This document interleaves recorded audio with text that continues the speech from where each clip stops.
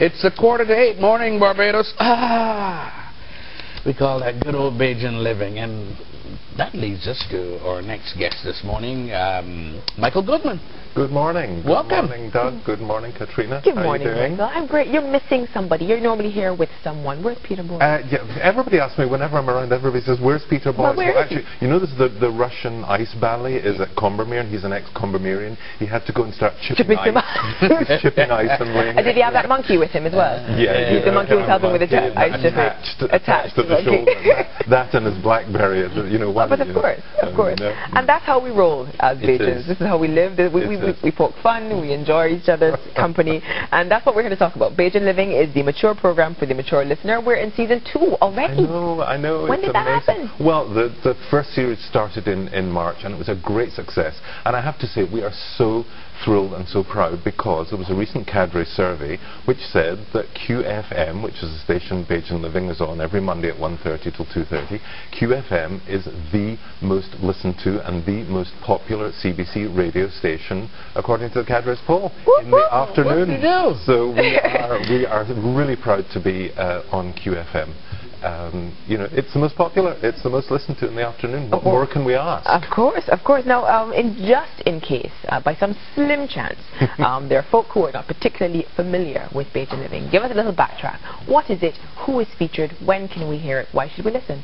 Well, you should definitely listen because there's been a lot said recently about it's important to have more Bajan material on radio and television, and so we're doing our bit. Peter Boyce and I got together and decided let's have a program all about Bajan living, and Peter kind of represents the Bajan bit, and yeah, you know, I'm from over and away, but the point is very often somebody from over and away can see and appreciate things that you all take for granted. So like when I used to live in London, I would drive past Buckingham Palace every day and not even give it a second look on my way to work. And it would take somebody from outside to say, have you ever actually been inside? Yeah. So it's that. So we have me looking at things from the outside and appreciating and getting all excited about things, and we have Peter kind of keeping me calm because I do get overexcited. Peter keeps anyone calm? Well, yeah, he can sort of lay back and say, calm down, Michael. Wow. You know. So bring that version of Peter the next time. I will. I'll try if I can drag the monkey off the shoulder. Tell us about some of the things that you get excited about, Bajan things. Well, for example, we have the first show of the new series starts on Monday, and I'm always excited when we can have a guest like the Honourable Maisie Barker-Welch. I mean, Maisie is absolutely wonderful. She's a treasure. And isn't she just? Yeah. And she's kind of, you know, she's just a font of so much knowledge. She's so active. She's in her 80s. And she's an amazing personality, and I think she represents not only so much of Bajan living, but you mentioned September Remember. Well, September is also Senior Citizens Month. September is also the peak of the hurricane season. So on Monday's show we're going to be talking to Maisie about elder appreciation, about things Elders Month, and we're also going to be taking a look at hurricane preparedness, because one thing I've noticed, again from the outside a bit, is how complacent people are about the hurricane season. I've got my bottles of water, I've got my batteries, I've got all my preparations, my tinned food, I'm ready to bring in the furniture from outside, all these things. And I understand this kind of complacency. We've had a couple of hurricanes just whiz by, yeah, they're off, and Katia has gone in another direction. So we'll focus on that. We'll focus on elder appreciation with Maisie. It's going to be absolutely great. And of course we have competitions, and we have people phoning in. And money. Money. We have location reports. I was at Bajan Living. I was representing Bajan Living just last Saturday at the Barbados Vagrants and Homeless Society graduation. This is something amazing. It is amazing. A young man, 19 years old when he started, decides to approach Ministry of Social Care and say, I want to start this project and get vagrants off the streets, into employment, back into society. 2 years later, he has this amazing production in Independence Square last Saturday with the Minister of Social Care as guest speaker. and he has 6 people who've graduated, 7 people who've graduated, 4 of them have got jobs. It was wonderful. So we have a location report from that. We are some of the greatest fans of the Vagrants and Homeless Society. Kamar Safri, he's one of our heroes.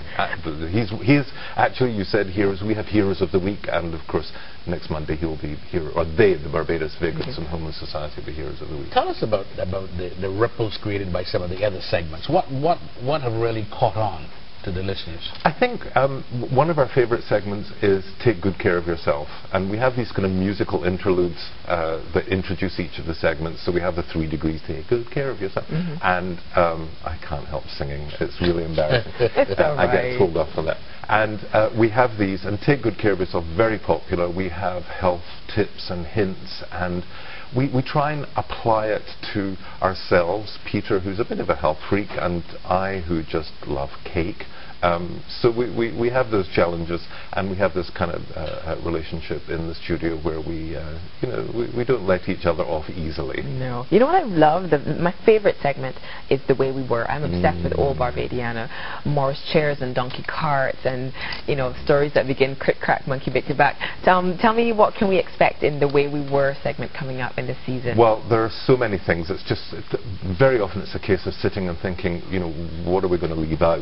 And I think probably one of the stars of our Way We Were segment in the last series was our interviews with 107-year-old Mr. Gerald Bradshaw. He's 107, and he speaks fluently. He lives in St. Thomas, Carrington Village, St. Thomas. Good morning if you're watching. I'm sure he is. And we really not only heard about old Barbados, but relived it through him. So we have these kind of interviews and these kind of guests. So Way We Were is always a popular one.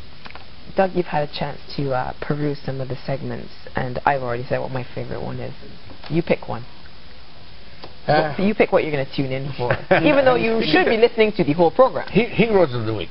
Well, Heroes of the Week. I mean, we've had, as I said, Kamar Safri of Barbados Vagrants and Homeless. We've also had the fire service. These people who risk their lives, who were talking about campus trends, people who risk their lives to go in and save other people. And even simple things. You don't have to be famous to be a hero, because, for example, the National Assistance Board has a bereavement hotline.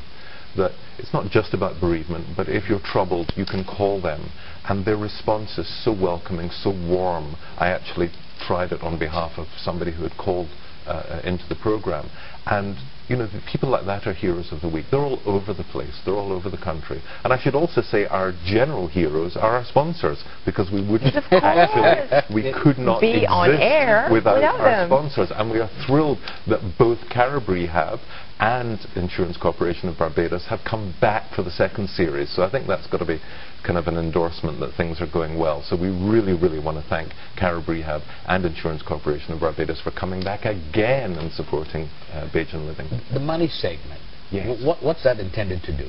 Well, there are all sorts of things going on. I don't want to get too specific, but there are things going on at the moment that are concerning a lot of people, particularly older people who've invested money in Barbados. And so we would have experts and people who know what they're talking about to come on and say, look, this is what you should do to keep your money safe. This is what you should do. Don't put it under the mattress. It's not even safe under the mattress. But these are the safe things to do with your money. These are ways to save money. These are ways to make the most of your money. That's the kind of thing that we do on the Money, Money, Money segment. And if you look at the very bottom of the flyer, it says, and music to please your ears. Now, I have a hard time understanding how you're squeezing music into this already packed hour, but you're somehow managing it. Tell us a little bit about the flavour tunes that you play. Well, you know what, we try and whatever the segment is about, whatever the subject is or whoever the person is, I will sit and go through all the music playlists and try and find something that actually works with that subject.